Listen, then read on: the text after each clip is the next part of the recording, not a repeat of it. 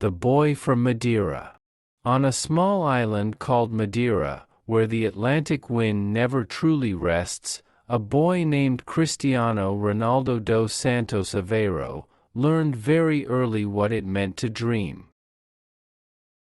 His family lived modestly. Their house was small, the rooms crowded, and money was always tight.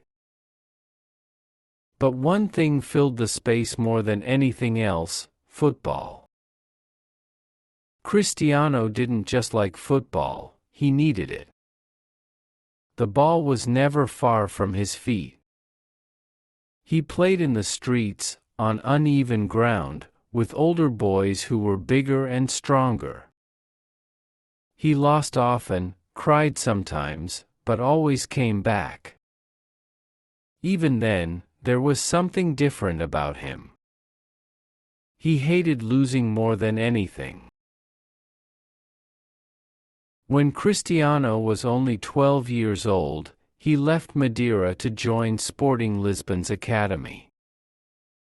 It was the first time he was truly alone. He missed his family deeply. Some nights, he cried himself to sleep. At school, his accent made him an easy target, and other kids laughed at him. But when training started, everything else disappeared. Football became his language, his shield, his purpose. Coaches quickly noticed his speed, his skill, and most of all, his relentless work ethic. Cristiano trained longer than others, ran faster, jumped higher. Talent gave him a head start, but discipline carried him forward. He believed that hard work could turn dreams into plans, and plans into reality.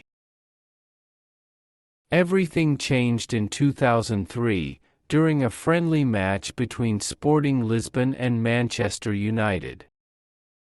Cristiano was just 18, but on that night, he played without fear. He ran at defenders, dribbled past them, and made experienced professionals look uncomfortable. By the end of the match, Manchester United's players were talking about him in the dressing room. They wanted him on their team. Soon after, Cristiano Ronaldo became a Manchester United player. Life in England was not easy. The pace was faster, the pressure heavier, and expectations enormous.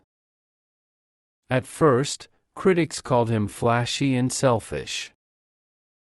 But Cristiano listened, learned, and adapted. Under the guidance of Sir Alex Ferguson, he transformed. Goals started coming. Trophies followed. In 2008, he won his first Ballon d'Or, becoming the best player in the world. For many players, that would have been enough. For Cristiano, it was only the beginning. In 2009, he moved to Real Madrid in a transfer that shocked the football world. The pressure was unimaginable. He wasn't just expected to succeed, he was expected to dominate. And he did. Season after season, Cristiano broke records that once seemed untouchable. Goals came in every possible way: powerful shots, perfect headers, free kicks, penalties, moments of pure instinct. But behind the goals was sacrifice. Endless training. Strict routines. Pain played through. Doubts ignored. Cristiano turned his body and mind into instruments of precision. At Real Madrid, he won multiple Champions League titles and Ballon d'Or awards, cementing his place among football's greatest legends. Yet, even legends face new challenges. Cristiano left Madrid, proving himself again in Italy with Juventus, and later returned to Manchester United, the club where he had grown into a star. Wherever he went, the story remained the same: pressure, expectations, and his refusal to fade quietly.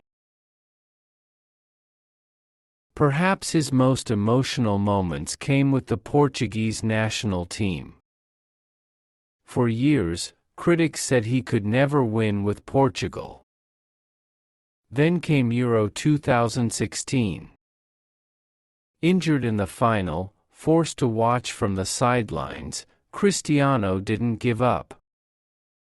He became a leader in a different way, encouraging, shouting, believing. When Portugal finally lifted the trophy, tears streamed down his face.